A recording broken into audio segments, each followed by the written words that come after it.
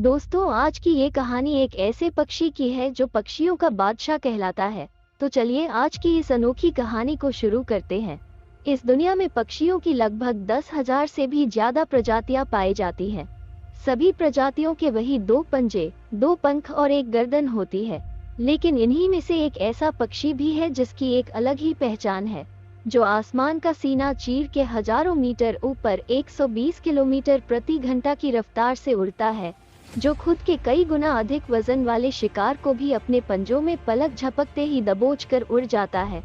और इसीलिए उसे पक्षियों का राजा कहा जाता है, जिसे हम बाज के नाम से जानते हैं। और एक बाज इतना ऊंचा मुकाम हासिल सिर्फ अपनी ट्रेनिंग और अपने नए जीवन की वजह से करता है।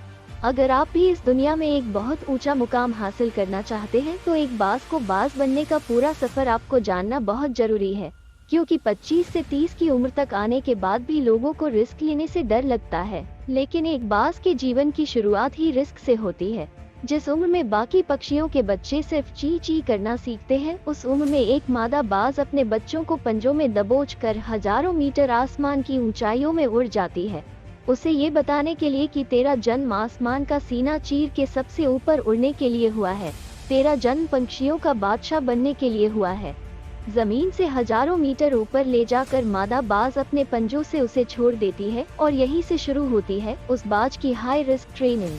वो चूजा जमीन की तरफ तेजी से गिरने लगता है। थोड़ा नीचे आता है तो उसके पंख खुलने लगते हैं।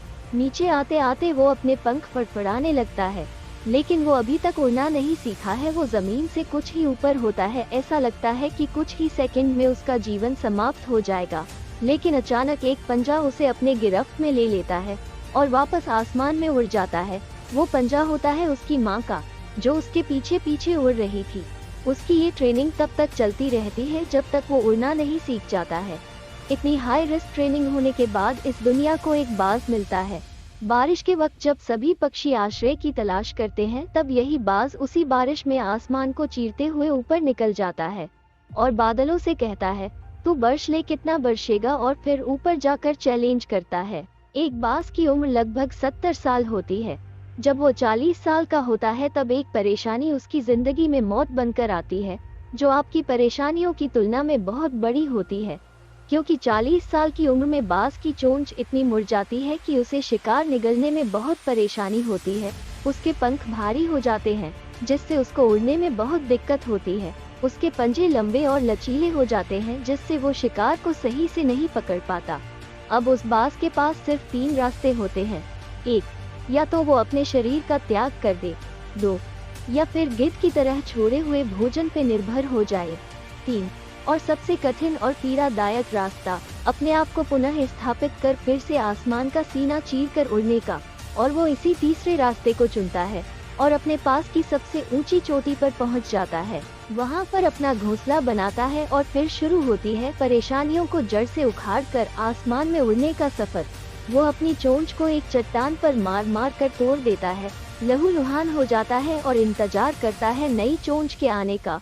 उसके बाद अपनी नई चोंच से अपने पंजों को काट देता है और फिर इंतजार करता है नए पंजों के उगाने का। उसके बाद वो अपने एक एक पंख को अपने शरीर से अलग करता है और फिर इंतजार करता है नए पंख उगाने का। और इस प्रक्रिया में उसे समय लगता है पूरे 5 से 6 महीने का। इन 5 महीनों की कड़ी तपस्या के बाद एक बाज का नया जीवन शुरू होता है। वो फिर से तैयार हो जाता है आसमान का सीना चीर कर उड़ने के लिए। जो 3 रास्ते बाज के पास थे, वही 3 रास्ते आपके पास होते हैं।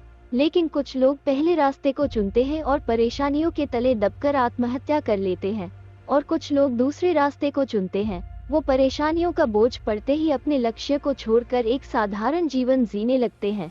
और कुछ लोग ऐसे भी होते हैं जो इन परेशानियों को लात मारकर अपनी मेहनत के दम पर बाज की तरह आसमान की बुलंदियों को छूते हैं। दोस्तों, बाज की यह ट्रेनिंग हमें बहुत बड़ी सीख देती है कि अगर रिस्क लेना पड़े तो लो, और अपनी फील्ड में अपने आप को इतना ट्रेन कर लो कि उस फील्ड में आपसे ऊपर उड़ने के बारे में सोचकर लोगों के पसीने छूट जाएं, और तभी आप अपने फील्ड के बादशाह कहलाओगे। तो दोस्तों, उम्मीद करते हैं कि आपको ये कहानी पसंद आई होगी। अगर आपको ये कहानी अच्छी लगी तो वीडियो को लाइक शेयर करें और चैनल पर नए हो तो चैनल को सब्सक्राइब करें और बेल नोटिफिकेशन को ऑन कर लें ताकि हमारी ऐसी ही और वीडियो आप तक सबसे पहले पहुंच सके। तो मिलते हैं किसी नई कहानी के साथ, तब तक के लिए जय हिंद जय भारत।